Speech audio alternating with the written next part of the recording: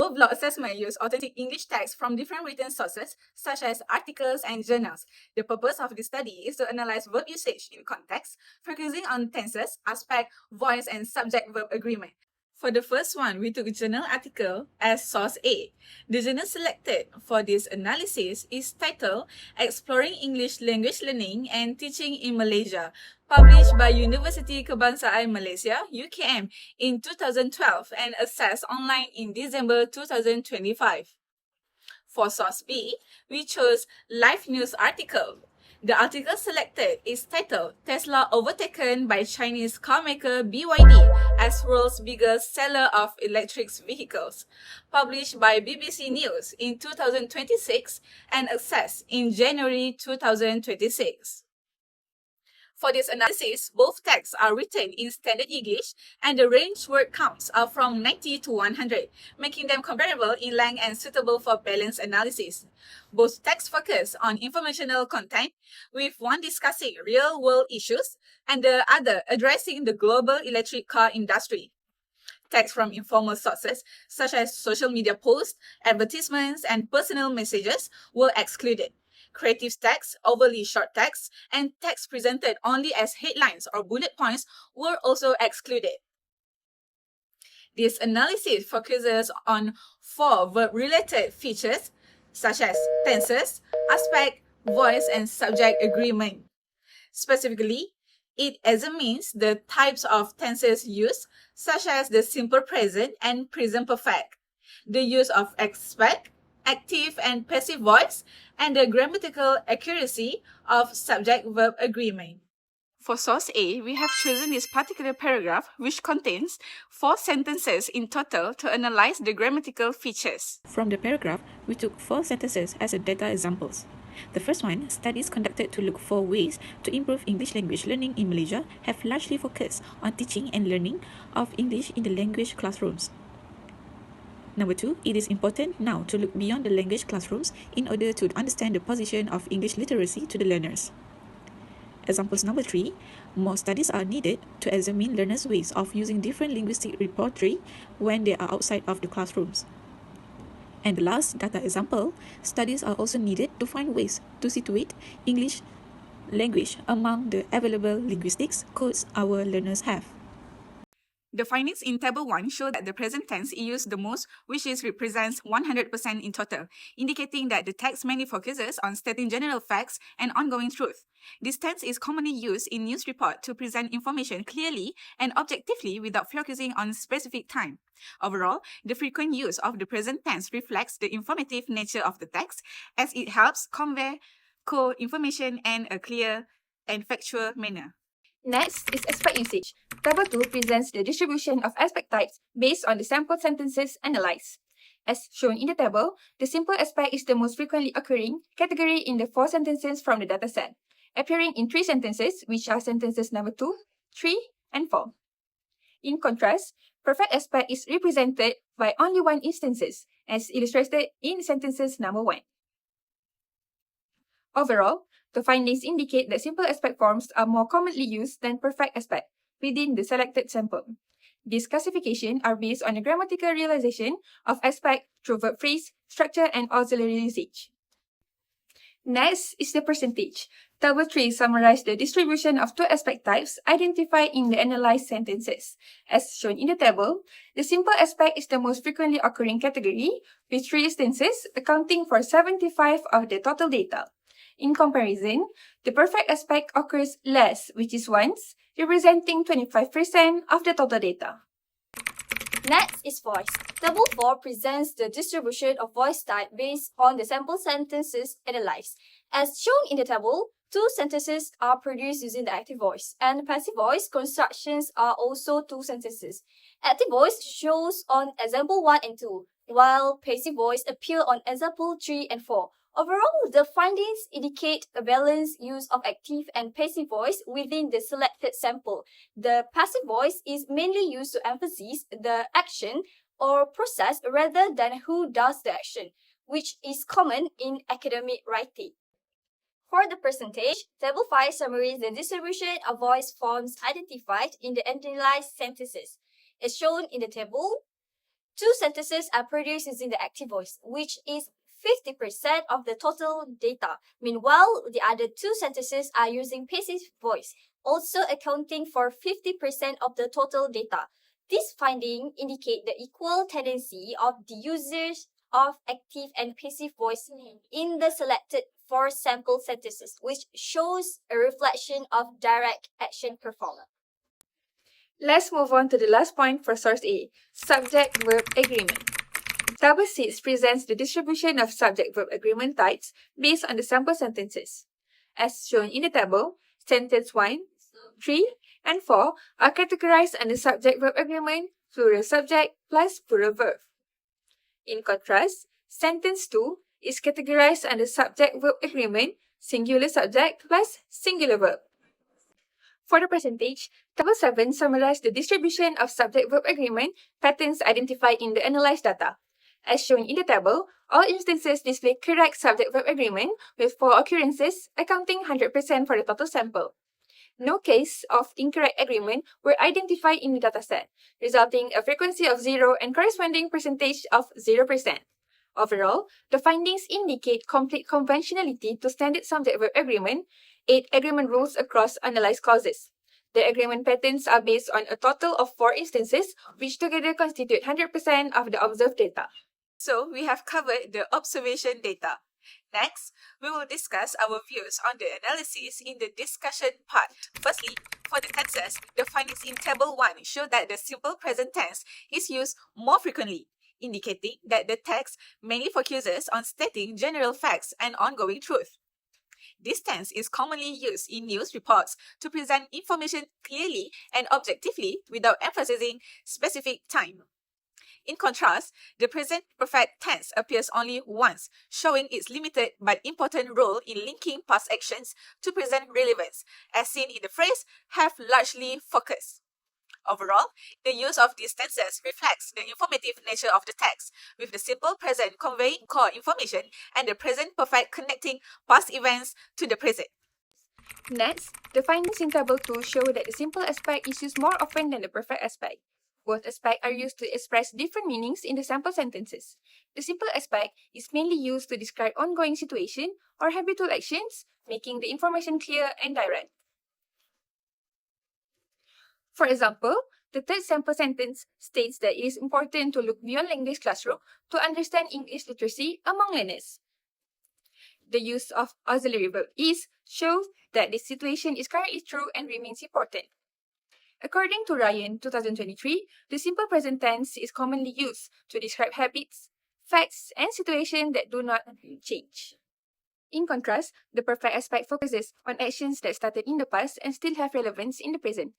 This can be seen in the first sample sentence, which discusses efforts to improve English language learning in Malaysia. The present perfect tense helps highlight the connection between past action and their current effects.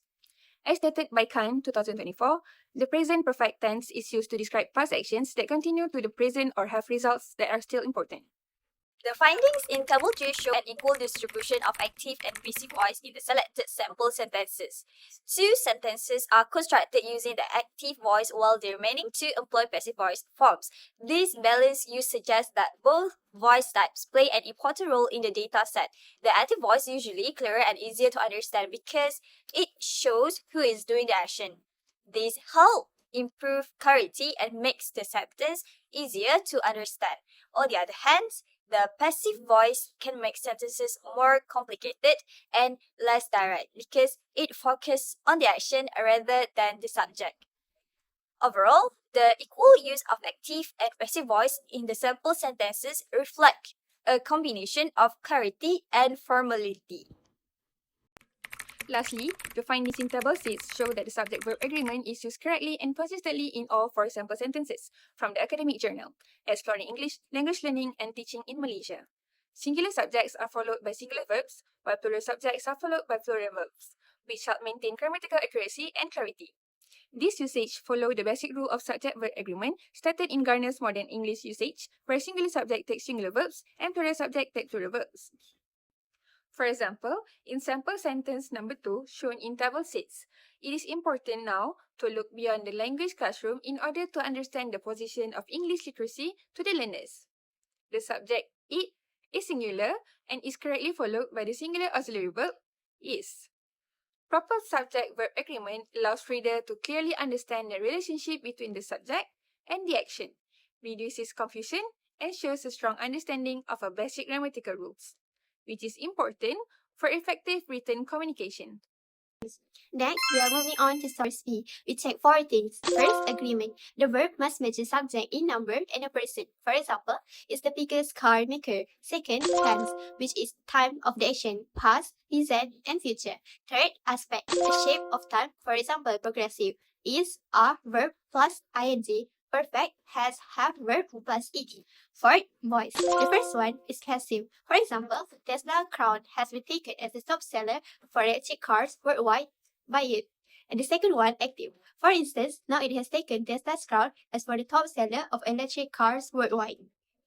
Next, data examples for source B. The first one, it is the biggest car maker in China. The second one, now it's taken Tesla's crown as the top seller of electric cars worldwide. And so far, there are no signs of the brakes coming on. The third one, a few years ago, BYD was almost unheard of outside China. The fourth one, now it has 1,000 dealerships in Europe alone, and it plans to have another 1,000 by the end of this year.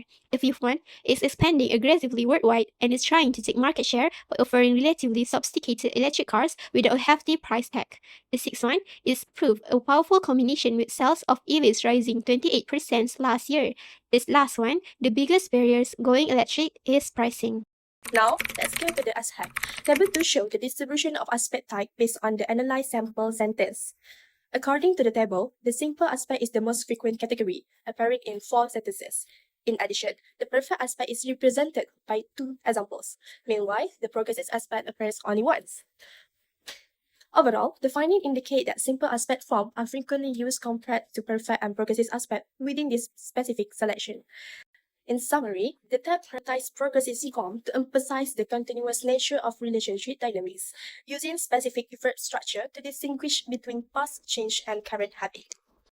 For percentage, Table 3 shows the different type of aspect found in the data. According to the table, the simple aspect is the most frequent, appearing 4 times and making up 57% of the total sample. The perfect aspect appears twice, representing 29% of the data. Meanwhile, the progressive aspect appears only once, accounting for 40%.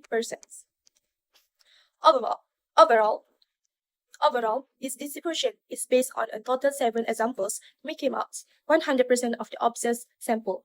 These findings show how the author used specific helping verbs and phrase structures to describe time and action in the article. Next is the voice form. Table 4 presents the distribution of voice forms based on the sample sentences analyzed regarding BYD's market growth. As shown in the table, 6 sentences are produced using the active voice, while the passive voice construction is represented by 1 sentence. 6 sentences are produced using the active voice, with the exception of sentence 3, which is written in the passive voice. Overall, the findings indicate that the active voice is the dominant form used to communicate the brand's rapid expansion and current industry standing. The active voice is primarily used to emphasize the direct actions and strategic success of the company, whereas the single passive instance serves to highlight a past state of being. For percentage, Table 5 presents the distribution of voice forms identified in the dataset.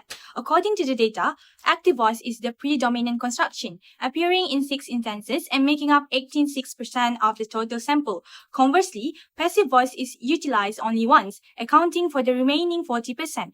Taken together, the analysis is based on a total of 7 instances, representing 100% of the examined text. These results highlight the preference for active verbal morphology in reporting BYD's rapid global growth and its success in surpassing Tesla as the leading electric vehicle manufacturer. Next is the subject-verb agreement.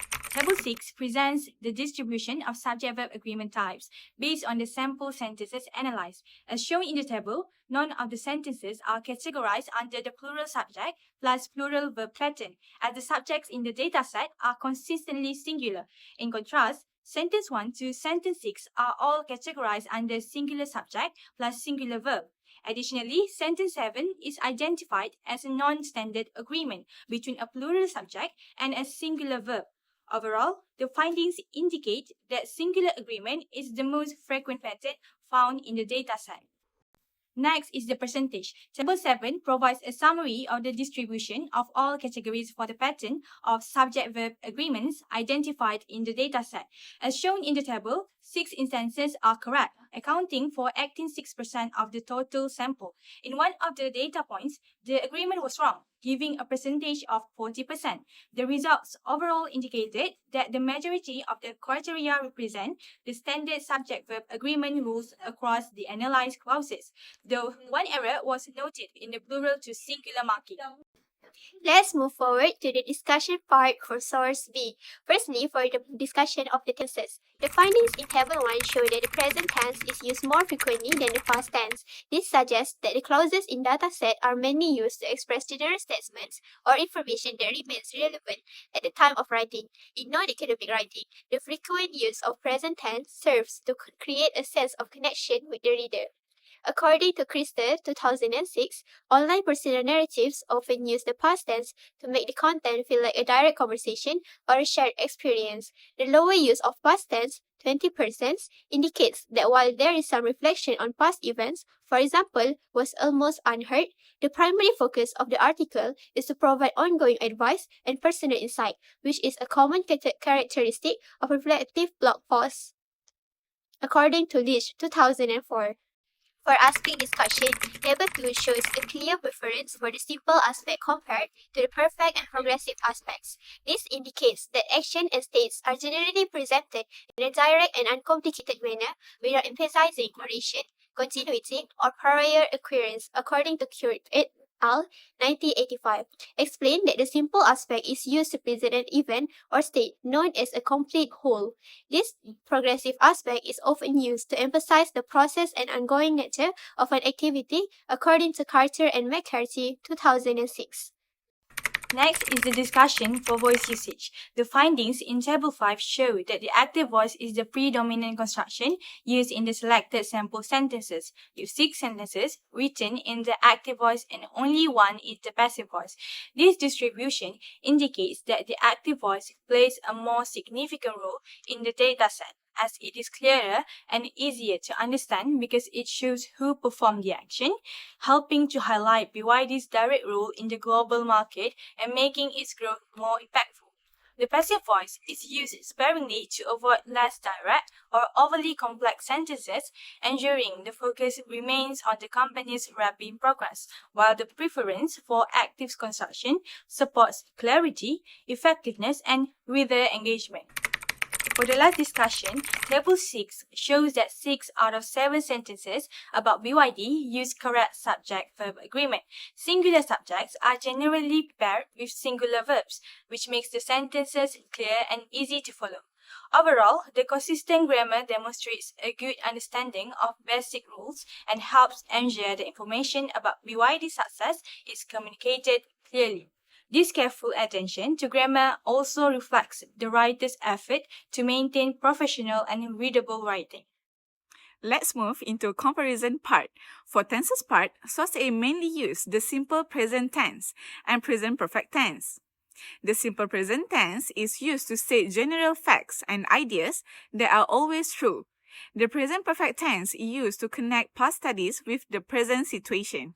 This shows that source A focuses on academic facts and explanations. On the other hand, source B uses more types of tenses such as simple present, present perfect, past simple, and present continuous.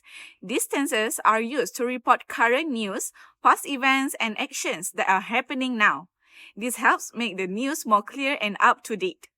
Overall, source A use fewer tenses to say formal and objective, while source B use more tenses to report events clearly and keep the audience interested. In terms of aspect, source A mainly uses simple aspect with limited use of perfect aspect. The simple aspect is used to describe general situation, ongoing condition, and established facts, which is common in academic writing. The perfect aspect appears only once to link past research with its present relevance. This shows that source A prioritizes clarity and objectivity, focusing on stable and generational academic information rather than change or progression. In contrast, source B uses a wider range of aspects, including simple, perfect, and progressive aspects. The simple aspect is still the most frequent, but the perfect aspect is used more often than in source A to highlight achievement and results that affect the present situation. The progressive aspect is also used to emphasize actions that are currently happening, such as business expansion. This variety helps make the news report more dynamic and timely for the audience. Finally, in terms of voice, the academic article and the news report may include some use of passive voice, especially when the focus is placed on processes, outcomes, or general trends rather than on specific edges. As shown in Table 4 and Table 5, the journal article demonstrate a balanced use of active and passive constructions, with each accounting for 50% of the total sentences analyzed. This equal distribution reflects a common feature of academic writing, where passive voice is frequently applied to emphasize research needs or action instead of the researchers themselves. In contrast, the Life News article shows a strong preference for active voice, with 86% of the sentences constructed actively. This dominance of active voice highlights the company's direct actions, which are crucial in delivering impactful information, although passive voice appears only minimally in the news reports. It used serve to describe a past condition rather than ongoing action. Overall, the findings suggest that while academic writing tends to balance both voice to maintain objectivity and formality, new reporting favor active voice to convey clarity. Next, regarding subject-verb agreement, source A shows a full consistency and accuracy. All sentences follow standard subject-verb agreement rules, with singular subject paired with singular verbs and plural subject paired with plural verb. This reflects the formal and careful edited nature of academic writing, where grammatical accuracy is essential. On the other hand, source B mostly follows correct subject-verb agreement, but one instance of incorrect agreement is found, where a plural subject is followed by a singular verb. Although the majority of the sentence are grammatically correct, this minor error reflects the more spontaneous and less controlled nature of news reporting compared to academic texts. Next, we go to the reflect of value. The first one is the values behind tenses and aspect choices. The tense our writer choose show that the value. In this text, the present tense is used to show that information is accurate and true right now. This is important of technical writing because it makes fact feel solid and builds the reader's trust. The simple aspect is also used to keep communication clear. In this, it describes action directly so the readers doesn't get distracted by complex details. Overall, these choices show that the writer care about being objective and easy to understand. Instead of using fancy words, they use simple, clear patterns to make sure their message is easy to follow. Next, organizing and justifying a stance. Which values matter most? Based on the analysis of tense, aspect, voice, and subject-verb agreement, the most important values reflected in the text are clarity, objectivity, and professionalism. These values matter most because the main purpose of information in live news is to communicate ideas accurately and efficiently. The frequent use of present tense and simple aspect supports clarity by presenting information as generally valid and easy to understand. In addition, the preference for active voice and consistent subject-verb agreement reflects professionalism. Active voice allows reporters to make the live news clear by clearly showing that the grammatical subject of the sentence is performing the action. Furthermore, the consistent use of subject-verb agreement makes the live news sound more natural and professional, helping the viewer easily understand whom or what is performing the action. Lastly, we have evidence supporting the stance. Evidence from books and studies shows that clarity and professionalism are key elements of formal writing. Pinker 2014 emphasizes avoiding legalese and using the active voice and simple tenses to make ideas easier to follow, while Huddlestone and Palm 2002 highlight that standard grammar and avoiding personal pronouns helps writing sound more objective. Similarly, the University of Manchester Academic Freshbank 2024 recommends using the present tense for general facts and the active voice to ensure clarity, allowing readers to focus on the main ideas. Ultimately, this style makes the writing more professional and helps the reader focus on the more important information. Thank you for watching! 일들을